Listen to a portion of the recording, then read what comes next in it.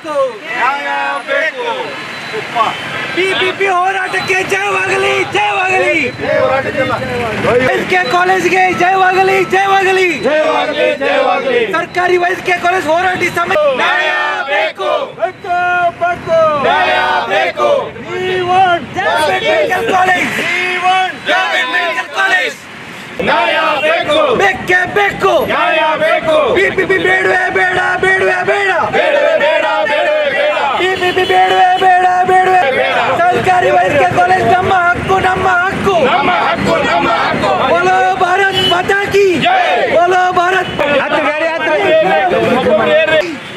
बोलो भारत माता की बोलो भारत माता की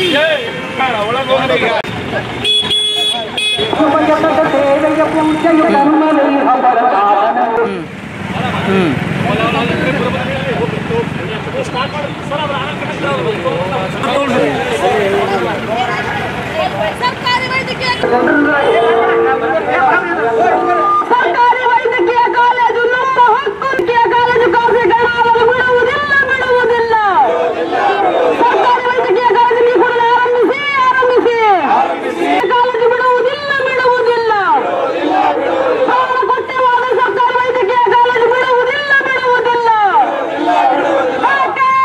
ಬೇಕು ಯಶಸ್ವಿಯಾಗಲಿ ಯಶಸ್ವಿಯಾಗಲಿ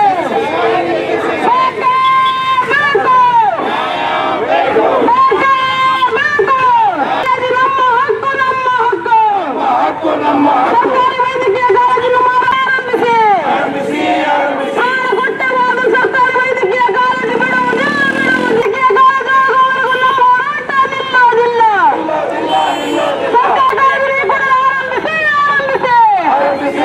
ಸರ್ಕಾರಿ ವೈದ್ಯಕೀಯ ಕಾಲೇಜು ನಮ್ಮ ಹಕ್ಕು ಆಗುವವರೆಗೂ ನಮ್ಮ ಹೋರಾಟ ನಿಲ್ಲುವುದಿಲ್ಲ ಪ್ರಾಣ ಬಿಟ್ಟವಾದ ಸರ್ಕಾರಿ ವೈದ್ಯಕೀಯ ಕಾಲೇಜು ಬಿಡುವುದಿಲ್ಲ ಬಿಡುವುದಿಲ್ಲ ಪ್ರಾಣ ಬಿಟ್ಟವ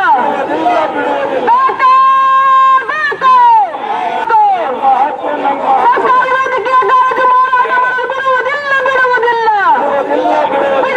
ಪ್ರಾಣ ಬಿಟ್ಟವಾದ ಸರ್ಕಾರಿ ವೈದ್ಯಕೀಯ ಕಾಲೇಜು ಬಿಡುವುದಿಲ್ಲ ಬಿಡುವುದಿಲ್ಲ. ಪಾಟೀಲ್ ಅವರು ಈ ಉಸ್ತುವಾರಿ ಬಿಜಾಪುರ ಉಸ್ತುವಾರಿ ಮಿನಿಸ್ಟ್ರು ಹೇಳಿದಂತೆ ಅವರ ಒಂದು ಮೇರೆಗೆ ನಾಳೆ ನಮಗೆ ಅಪಾಯಿಂಟ್ಮೆಂಟ್ ಫಿಕ್ಸ್ ಮಾಡಿದ್ದಾರೆ. ನಮಗೆ ಅಲ್ಲಿ ನಮಗೆ ಗೌರ್ಮೆಂಟ್ ಕಾಲೇಜ್ ಏನೋ ಸ್ಯಾಂಕ್ಷನ್ ಮಾಡಬೇಕು. ಈ ಮಾಡದೇ ಇದ್ದರೆ ಕಂಟಿನ್ಯೂ ಏನದ ಹೋರಾಟದ ಮುಂದುವರಿತದ ಅಂತೇಳಿ ಆ ಒಂದು ದೃಢ ನಿರ್ಧಾರದಿಂದ ನಾವು ಹೋಗ್ತಾ ಇದ್ದೀವಿ ಎಲ್ಲರೂ.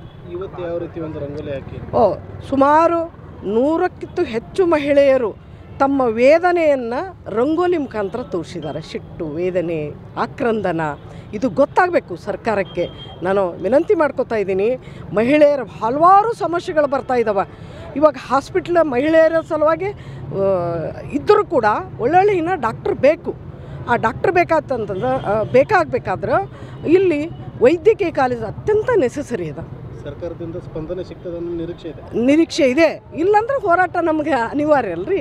ಎಲ್ಲರೂ ಇವತ್ತಂತರೂ ನೀವು ನೋಡಿರಿ, ಎಲ್ಲರೂ ನೋಡಿದ್ರು ಎಲ್ಲ ತಾಲೂಕುಗಳಲ್ಲಿದೆ. ಬರೀ ಬಿಜಾಪುರದಲ್ಲಿ ಅಷ್ಟೇ ಅಲ್ರಿ, ತಾಲೂಕದಲ್ಲಿ ಕೂಡ ಮಹಿಳೆಯರು ಇದು ಮಾಡಿದ್ದಾರೆ ರೀ. ಇದು ಜಿಲ್ಲಾ ಮಟ್ಟದ್ದು. ಬಟ್ ಅವರೆಲ್ಲರೂ ಏನಾಗಿದ್ದಾರೆ, ಇವತ್ತೇನಾದರೂ ಮೇಡಮ್ ಸಿಗಲಿಲ್ಲ ಅಂದರೆ ನಾವೆಲ್ಲ ಬಾರಿಗೆ ಹಿಡ್ಕೊಂಡೇ ಬರ್ತೇವ್ರಿ ಅಂತ ಅವರಾಗೆ ಹೇಳ್ತಾರೆ. ನಾವು ಹೇಳಿದ್ದಲ್ಲ ಇದು. ನಮಗೆ ಒಂದು ಅಂತಂದ್ರೆ ಎಲ್ಲ ಮಹಿಳೆಯರು ಒಂದಾಗಿದ್ದಾರಲ್ಲ. ಎಷ್ಟು ಮಹಿಳೆಯರು ಇವತ್ತು ಎಲ್ಲಿ ನೋಡಿದ್ರಲ್ಲ ಅವರೇ ಕಾಣ್ತಾ ಇದ್ರು. 6 ಗಂಟೆಗೆ ಬಂದು ರಂಗೋಲಿ ಹಾಕಿದ್ದಾರೆ ರೀ. ಇವತ್ತು 1 ಗಂಟೆವರೆಗೂ ಅವ್ರು ಹೋಗ್ಲಕ್ಕೆ ರೆಡಿ ಇದ್ದಿದ್ದಿಲ್ಲ. ಕಸ ಗುಡಿಸಿದವ್ರು ಕೂಡ ಮೇಡಮ್ ನಮಗೂ ಹೇಳಿಲ್ಲಲ್ರಿ ಅಂತಂದ್ರು. ಇಲ್ರಿ, ಅದು ಹೇಳುವಂಥ ಪ್ರಸಂಗ ಬರ್ತದೆ, ನೀವು ಇವತ್ತು ಕೆಲಸ ಮಾಡಿರಿ ಅಂತ ಹೇಳಿದೆವು. ನಾವು ಹೇಳುವಂಥದ್ದು ಬರ್ತದೆ ಅಂತಂದೆವು. ಈಗ ಬಿಜಾಪುರಕ್ಕೆ ಏನೋ ನೀವು ಹೋದ್ರಿ ಅಲ್ಲ, ಇವತ್ತಿನ ಬಿಜಾಪುರಲಿಂದ ಬೆಂಗಳೂರಿಗೆ ಆಗಲಿಲ್ಲ ಅಂದ್ರೆ ಅವಾಗಿಂದ ತಿಳಿಸ್ರಿ ಮೇಡಮ್, ಎಲ್ಲ ಕಡೆ ನಾವು ಸಂಘಟನೆ ಮಾಡ್ತೀವಿ ಅಂತ ಹೇಳಿದವ್ರಿಗೆ. ಇಂಥ ಧೈರ್ಯ ಹೆಂಗೆ ಬರ್ಬೇಕು ರೀ ಮಹಿಳೆಯರು ಹೇಳ್ರಿ. ಅವರೇ ನಮ್ಮ ಬ್ಯಾಕ್ಬೋನ್. ಇದು ಸದ್ದ ಮಹಿಳೆಯರೇ 70% ಮಹಿಳೆಯರು ರೆಡಿ ಇದ್ದಾರೆ ನೋಡ್ರಿ. ಪ್ರತಿ ಹಳ್ಳಿಯಲ್ಲಿ ಎಲ್ಲ ತಾಲೂಕುಗಳಲ್ಲಿ ಹೋರಾಟ ಆಗಿದಾವೆ.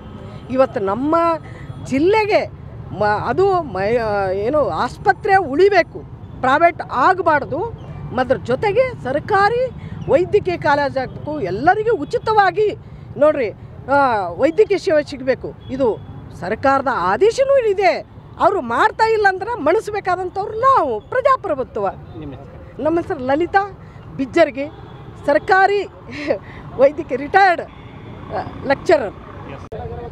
ಸ್ನೇಹಿತರೆ, ಸರ್ಕಾರಿ ವೈದ್ಯಕೀಯ ಕಾಲೇಜು ಪ್ರಾರಂಭ ಮಾಡಬೇಕಂತೇಳ್ಬಿಟ್ಟು ಒಂದು ಹೋರಾಟ ಸಮಿತಿ ರಚನೆಯಾಗಿ ಕಳೆದ 62 ದಿವಸಗಳಿಂದ ಇಲ್ಲಿ ಡಾಕ್ಟರ್ BR ಅಂಬೇಡ್ಕರ್ ವೃತ್ತದಲ್ಲಿ ನಾವು ಧರಣಿ ಮಾಡ್ತಾಯಿದ್ದೀವಿ. ಇಲ್ಲಿಯವರೆಗೆ ಕೂಡ ನಮ್ಮ ರಾಜ್ಯ ಸರ್ಕಾರದಿಂದ ಯಾವುದೇ ಒಂದು ಪ್ರತಿಕ್ರಿಯೆ ಬಂದಿರಲಿಲ್ಲ. ಆದರೆ ಮೊನ್ನೆಯ ದಿವಸ ನಮ್ಮ ಜಿಲ್ಲಾ in charge minister Shri MB Patil ಅವರು ಮುಖ್ಯಮಂತ್ರಿ ಜೊತೆ ಮಾತನಾಡಿ ಒಂದು ಮಾತುಕತೆಗೆ ನಿಯೋಗವನ್ನು ಕರ್ಕೊಂಡು ಹೋಗಲಿಕ್ಕೆ ಏರ್ಪಾಡು ಮಾಡಿದ್ದಾರೆ. ನಾವು ಈಗ ಕೂಡಲೇ ನಿಯೋಗದಲ್ಲಿ ಹೋಗಿ ನಾಳೆ ಮುಖ್ಯಮಂತ್ರಿ ಜೊತೆ ಮಾತುಕತೆ ಮಾಡಲಿಕ್ಕೆ ವ್ಯವಸ್ಥೆ ಮಾಡಿದ್ದಾರೆ. ಅವರಿಗೆ ನಾವು ಧನ್ಯವಾದಗಳನ್ನು ಹೇಳ್ತಾ ಇದ್ದೀವಿ. ಅಷ್ಟೇ ಅಲ್ಲದೆ ಇವತ್ತು ಕೂಡ ನೂರಾರು ಜನ ಮಹಿಳೆಯರು ಇವತ್ತು ಸುಮಾರು ಒಂದು 25ರಿಂದ 30 ಕಡೆಗಳಲ್ಲಿ ರಸ್ತೆಯಲ್ಲಿ ರಂಗೋಲಿ ಹಾಕೋದ್ರ ಮೂಲಕ ಸರ್ಕಾರಿ ವೈದ್ಯಕೀಯ ಕಾಲೇಜು ಬೇಕನ್ನುವಂಥ ಬೇಡಿಕೆಯನ್ನು ಎತ್ತಿಡಿದಿದ್ದಾರೆ. ಹಾಗೂ ಸರ್ಕಾರಿ ಆಸ್ಪತ್ರೆಯನ್ನು ಉಳಿಸಬೇಕನ್ನುವಂಥ ಬೇಡಿಕೆಯನ್ನು ಎತ್ತಿಡಿದಿದ್ದಾರೆ. ನಾವು ಮುಖ್ಯಮಂತ್ರಿಗೆ ಈ ಮೂಲಕ ಮನವಿ ಮಾಡ್ಕೊಳ್ಳೋದೇನೆಂದರೆ, ನಮಗೆ ಯಾವುದೇ ಒಂದು ಆಶ್ವಾಸನೆ, ಸುಳ್ಳು ಆಶ್ವಾಸನೆ ಬೇಕಾಗಿಲ್ಲ. ನಮಗೆ ಒಂದು ಆದೇಶ ಬೇಕಾಗಿದೆ. ಸರ್ಕಾರದಿಂದ ನಾವು PPP ಮಾದರಿಯ ಮೆಡಿಕಲ್ ಕಾಲೇಜನ್ನು ಕೈ ಬಿಡ್ತೀವಿ, ಸರ್ಕಾರಿ ಮೆಡಿಕಲ್ ಕಾಲೇಜನ್ನು ಪ್ರಾರಂಭಿಸ್ತೀವಿ ಅನ್ನುವಂಥ ಸ್ಪಷ್ಟವಾದಂಥ ಒಂದು ಆಶ್ವಾಸನೆ ಸರ್ಕಾರದಿಂದ ನಮಗೆ ಸಿಗಬೇಕಾಗಿದೆ. ಅದನ್ನು ನಾವು ನಮ್ಮ ಹೋರಾಟ ಸಮಿತಿಯಿಂದ ಆಗ್ರಹಪಡಿಸುತ್ತೇವೆ. ನಾವು ಇಲ್ಲಿಂದ ಸುಮಾರು ಒಂದು 35ರಿಂದ 40 ಜನ ಹೊಂಟಿದ್ದೀವಿ ಬೆಂಗಳೂರಿಗೆ ನಿಯೋಗದಲ್ಲಿ ಮುಖ್ಯಮಂತ್ರಿಯವರನ್ನ ಭೇಟಿಯಾಗಲಿಕ್ಕೆ. ನಾಳೆ 19ನೇ ತಾರೀಕು ಅವರು ಮುಂಜಾನೆ 9 ಗಂಟೆಗೆ ಬರಲಿಕ್ಕೆ ಕೇಳಿದ್ದಾರೆ. ಸಮಯ ನೋಡಿಕೊಂಡು ಮುಖ್ಯಮಂತ್ರಿ ನಮಗೆ ಮಾತಾಡಲಿಕ್ಕೆ ಅವಕಾಶ ಕೊಡ್ತಾರೆ ನಿಯೋಗದೊಂದಿಗೆ.